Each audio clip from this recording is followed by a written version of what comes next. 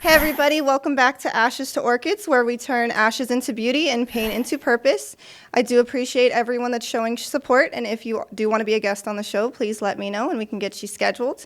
I am joined today by a very special guest. Her name is Shalonda, and she is from Kansas City, Missouri, and she has a very beautiful story to share with us. So Shalonda, thank you so much for being here. You're welcome. I do appreciate it. Thank you for having me. Absolutely, it's a pleasure. So, Hun, I want you to go ahead and just tell us a little bit about your story before you moved to Las Vegas.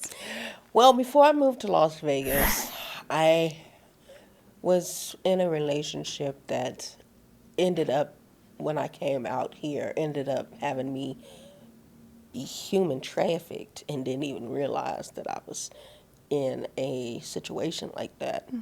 A lot of people that are human trafficked don't realize that they are in that type of relationship. Yeah. You know, they don't know that any of that's happening to them because you're being human trafficked by somebody you know. Yeah. You know, and the situation ends up being violent and abusive and sometimes physical, mental, emotional, and verbal. It depends on what type of person you're messing with. But when I was in Kansas City, I was still dealing with the same individual, and we decided to come out here to Vegas. Bad idea for what I know now. I thank God that I had the opportunity to live the way that I needed to feel that way of you're going to lose everything to gain, you know. So, I mean, it happened so quickly. I mean, I lost everything except my life, you know, my daughter, you know, my house and apartment, car. Ended up behind a dumpster, drinking my life away and smoking methamphetamine, and didn't realize that I was involved with a monster that was taking my life every day and beating me till he had no other way of getting it. You know, I didn't have no other way of getting out of it. Yeah. I'm sorry that you had to go through Hey, that. I had to go through it to see where I'm at now. I'm strong. You know, only the strong survives. Absolutely. That type of situations. And, you know, I believe in a higher power, and I believe that my higher power was with me through all of that. I can remember sitting behind the dumpster crying after I done got my face stomped in and saying, Lord, take the love that I have for this man away. And he did that, and he brought somebody into my life totally the opposite, and even so I would have never imagined being with him because he wasn't my type. Yeah.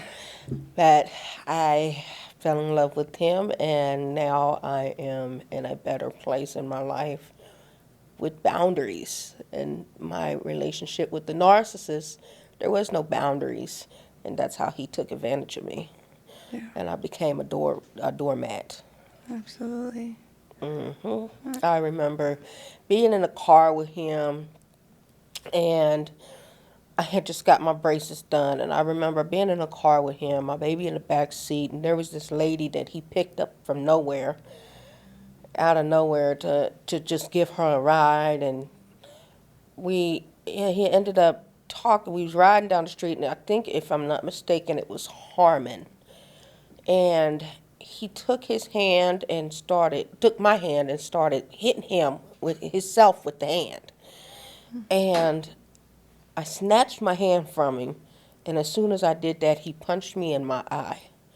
And as soon as he punched me in my eye started to bleed, and he pulled over to the side of the road, got out of his vehicle, came to the passenger side, and all I could feel was warmth because he was peeing on me in my face with my 2-year-old in the back seat. 20 minutes later, he's apologizing for his behavior, and I'm accepting it. Okay, I accept it's a bad day. I understand that she was having a bad day. Well, them bad days turned into several bad days, into months of bad days, into years of bad days. The man did not love me. The man wanted to be me.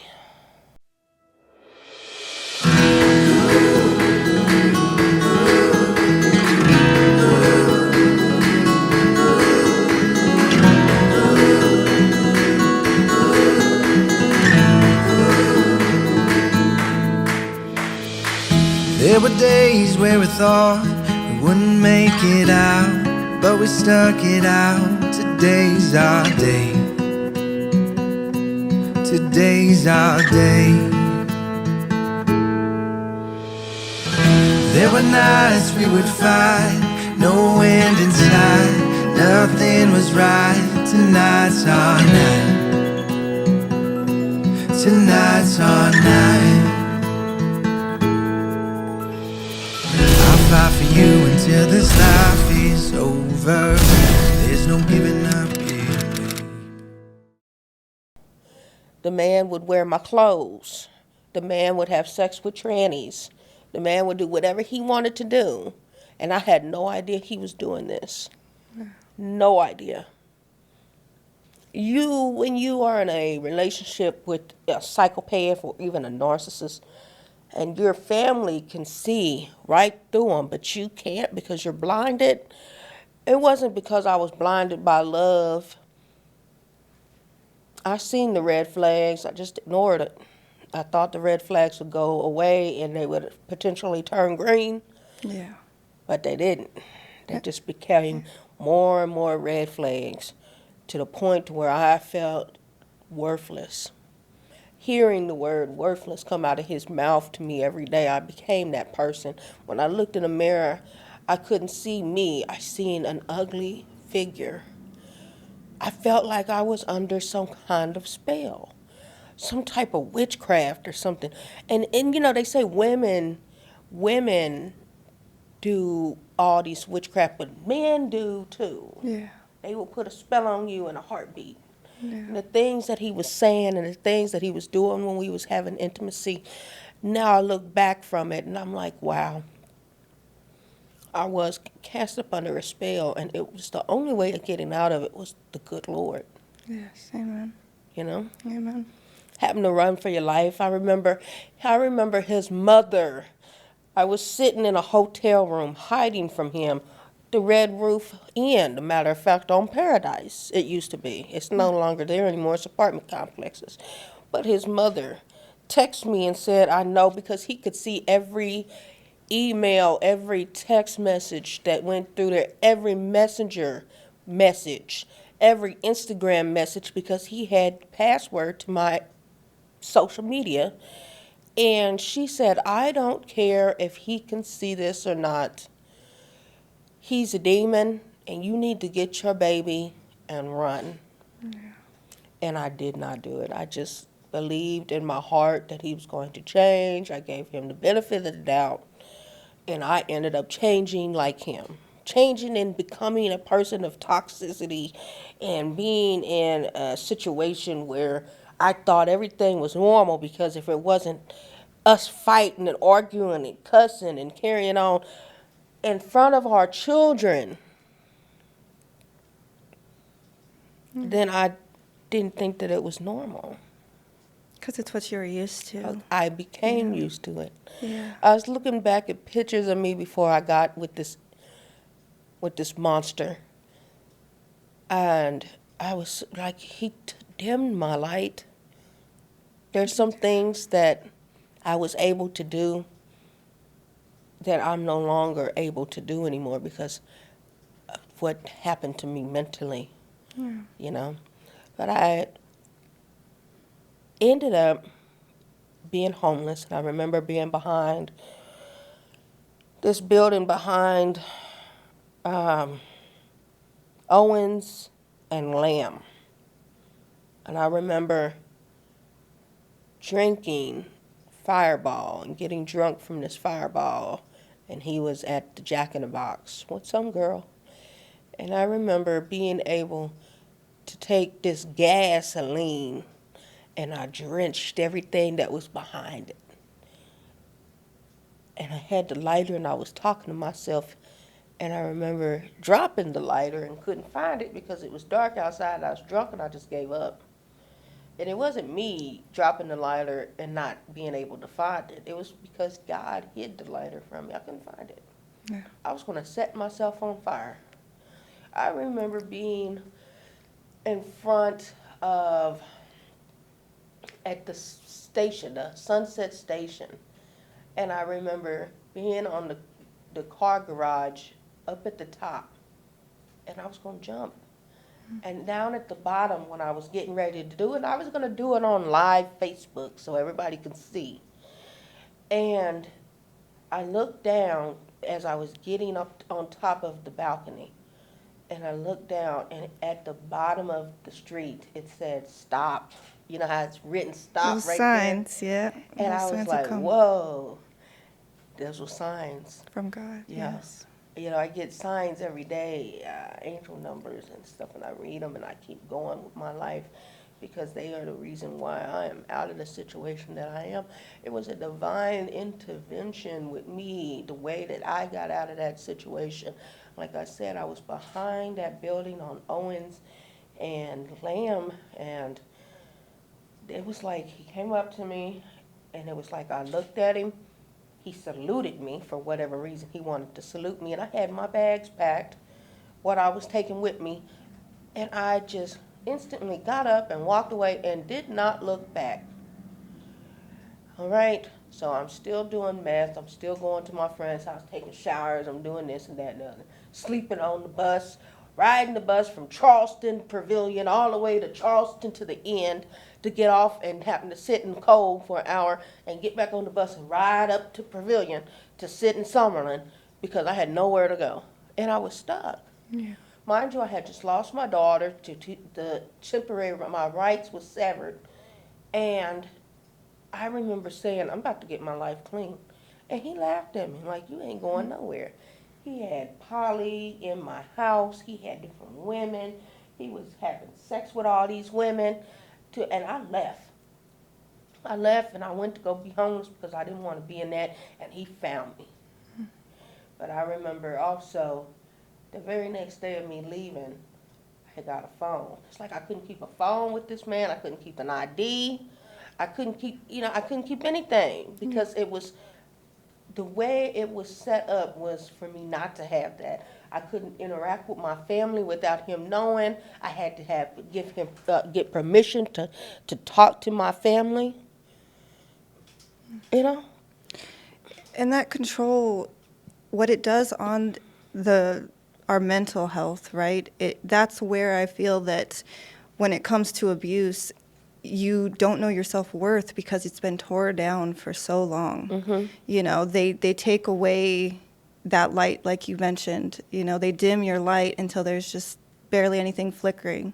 Mm-hmm. And in that, you know, it's hard to find yourself again. So you tolerate so much, and they try to take away all power until you have nothing left, right? Mm-hmm. So one of my questions for you is, how did you finally break free fully from him? I went to jail. I had a misdemeanor. I went to jail, and while I was sitting in jail,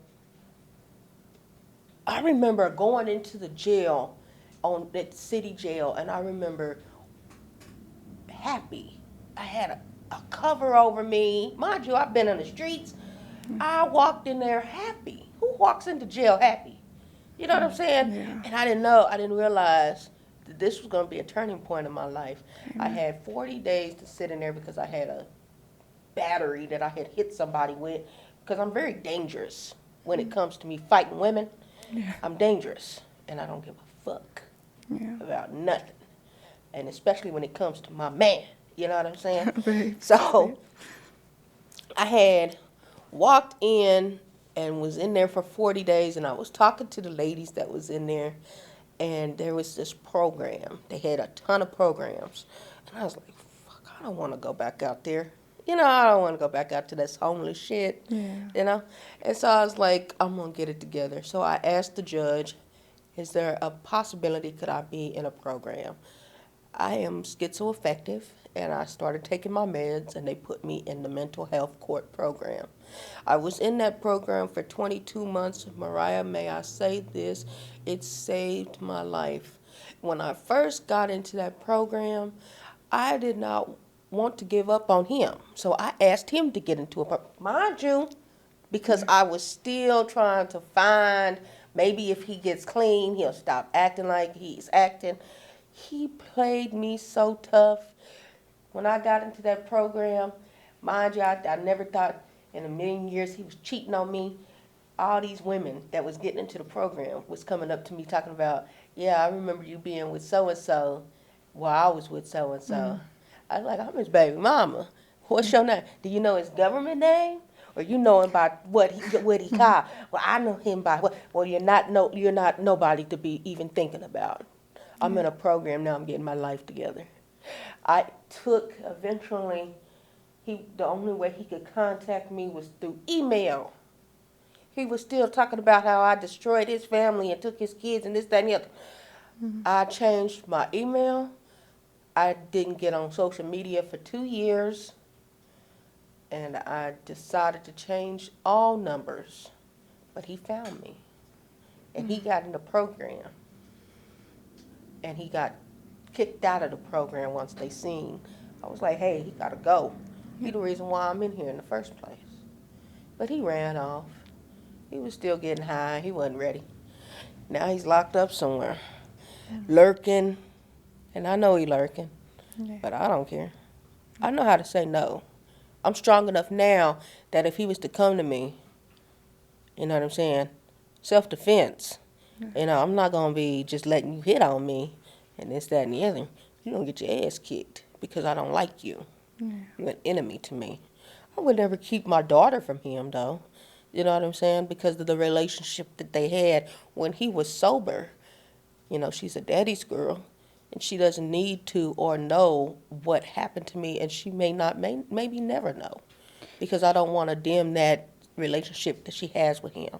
Yeah. But I definitely will not allow him to be around her while he is high or intoxicated with any types of substance. Yeah, that's good, because that was the second question I was going to ask is, do you think that puts a child in harm's way from an abusive person, having them in their life, if they don't have you to, you know? I believe that absolutely. You know, the things that I seen, and I wasn't cheating or doing anything, but he would have his 9-year-old daughter follow me around everywhere. And in the process of that, I didn't realize that he was slapping her around or getting mad at her because she would say, Mama's not doing anything. But you was. And so you was angry. And you would find a way to come and you would beat on the kids. He wasn't hitting on my kid, but he was hitting on his other kid because he was mad. He couldn't find, you know? Yeah. And that's a scary thing, because I think that anger is something, if they don't do the healing like we have had to do, then it becomes a birthing ground for the children as well. Because if they, you know, have that anger and they don't heal from that, it becomes very toxic for children as well. You know, and then they have this treatment, right? And they have 30 days and 66 months. That's not enough time to get yourself together. 30 days is enough time for you to dry out. 6 months, you're still straddling the fence if you want to go back out to get high or drunk or whatever you was doing, or run after a man, because they're all addictions. Yeah. It took 22 months for me to get my life together, to say no, to realize what I have in life. It took 22 months. Well, and I'm so proud of you that you've come such a far way, because I know that's not an easy battle or journey to overcome.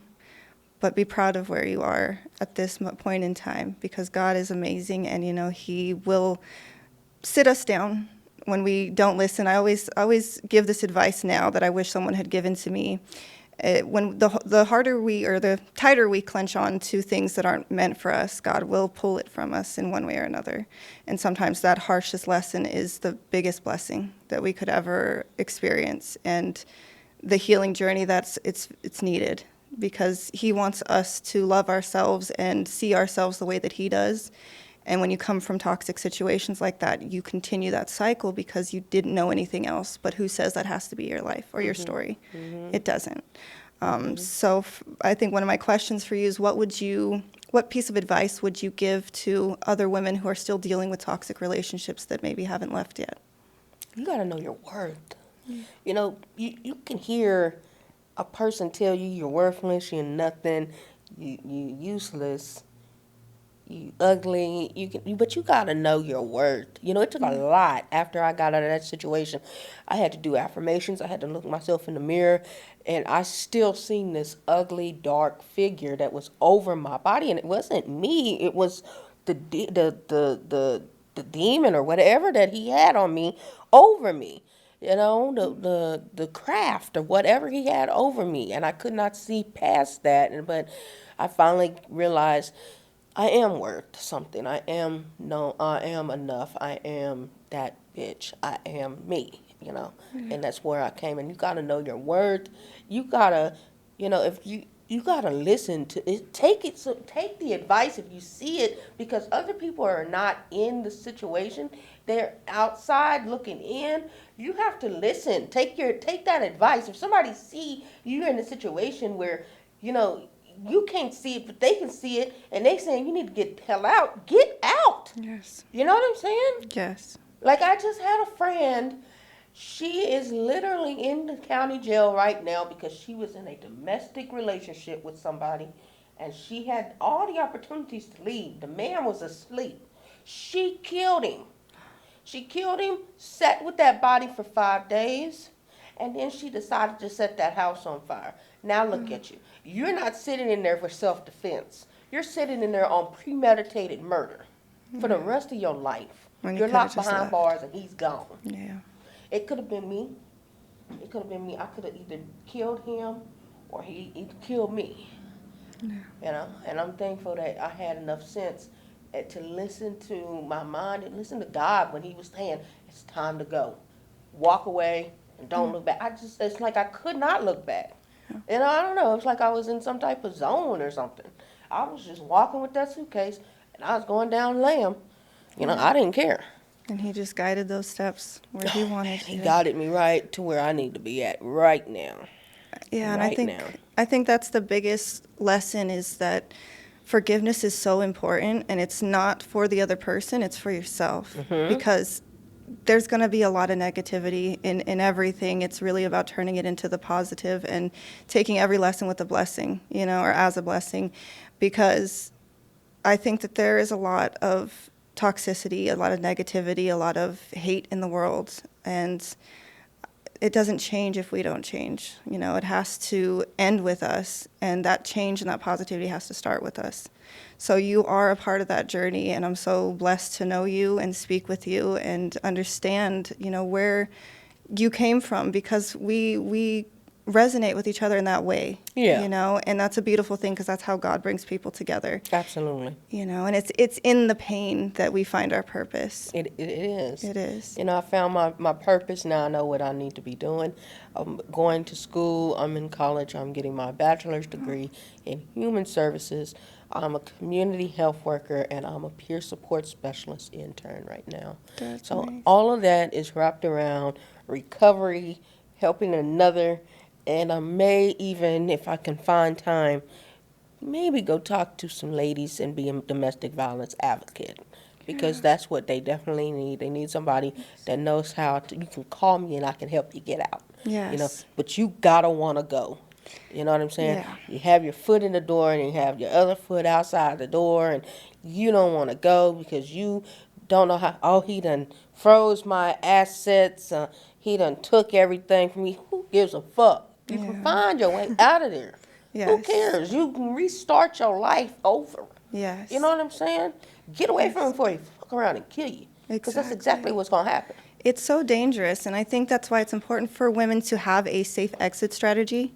But the other thing that I've learned with amazing people that I've had, the blessing to speak with, is that they have to be ready mentally. There has to be that turning point where they hit a certain point in their life where it's like, okay, I need to go. And we all have that. There's just a certain point where you're like, okay, like I can't keep doing this. Like one thing I have learned is you can't force them to do it until they're ready. And it's an unfortunate situation, but that's why, me and you, we can spread that message and try to help other people to come out of that and know their worth and heal, so that they can see that they're better and deserve better than that kind of treatment. They don't settle for less. And it really starts with understanding your worth, like we, go back to. I never imagined myself being with somebody. I did not know who he was.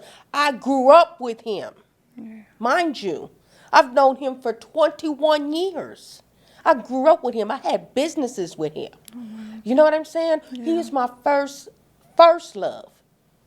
When I went to high school with him, we went to high school together. When we got out here, I didn't know who he was. He changed. I did not know who he was. I didn't realize who he was because he wasn't that person. He was putting on a facade. Yeah. And then when he got out here, he was the person that he wanted to be. It is crazy when you're in a relationship with a man that does not like you. He hates you. It's dangerous. It's dangerous. It's dangerous because they want to be you. And I can resonate with that as well. I think that when you ignore the red flags, it's really toxic when you get to the end of it and you realize it's like an epiphany comes and you realize all of the things that you didn't notice before, but how deep and dark it really gets and how dangerous, if you escape that situation, that is a beautiful thing, but not everybody has that, is lucky enough. Mm-hmm. So I think it is important to really pay attention to red flags and really get to know somebody. But I always do say, too, that you never really know someone. You know what they allow you to see, right? And that's the problem. It's not everybody is authentic and truthful, and some will take their lies with them to the grave, and that's the unfortunate thing. But that's why women's intuition is so important, and really being in tune with yourself to recognize those things and have the discernment to It ain't even just women's intuition. Yeah. Your intuition, period. Because men have intuition as well. They do. And there's men that are in situations like that too. Yes. That cannot get out. It's not just women being abused. Men are being abused as well. Exactly. I don't put my hands on a woman. Oh, she's taking my credit card. Oh, she's doing this.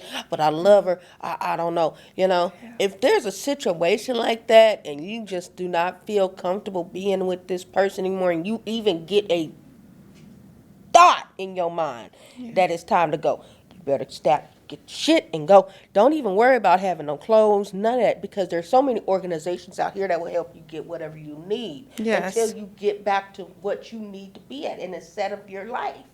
Absolutely. It doesn't matter if you don't have no drawers, wash them out. You're like, just go. With the shirt on your back, just go. Go. Take them babies, and babies shouldn't be nowhere involved in that. Exactly. That's the reason why I lost my daughters, because I was getting beat up. It wasn't because I was on methamphetamines, I wasn't. I lost her because I was getting beat up. Then I ended up being on methamphetamines and drinking because I didn't have nothing left. Yeah. There was nothing left to work for. I felt like, okay, it's time to end this life or whatnot because there's nothing left for me to go for. And I can't really discuss the blessings that's coming, but you know exactly what their blessings is because I've told you. Yeah. I'm not going to put them out there like that because I don't know who's going to be watching this show. Yeah. But just keep me in prayer because the next step is what the next step is. When God, I feel like Job in the Bible. Yes. Everything was taken from Job except his life. And then everything was given back to him tenfold because he obeyed and listened to God. That's what you have to do. That's key, is obedience. You got to do it. Just having trust and blind faith that he's going to provide because he will. And he's gotten us this far, and it wouldn't be for nothing. It's not for nothing. Mm-hmm. So I love you so much, and I'm so thankful to have you on this show. Thank you so much for being here. It was so good talking. I talk to you almost every day. I know. I love you so much. And I want to be able to have everybody follow you as well. So if you want to share your social media, everybody, I do appreciate you coming on the show and listening to us today. Thank you so much for being here. Please remember to like, share, subscribe, and comment. This is Ashes to Orchids, where we turn ashes into beauty and pain into purpose. Thank you. I love you guys so much. Thank you for having me. Of course. Thank you for being here. CITY Radio. We're seeking great podcast hosts and video bloggers. Do you have a good on-camera personality? You'll be amazed how some people are doing exactly what they love and making a lot of money. You could be next. Text podcast to 702-509-6452.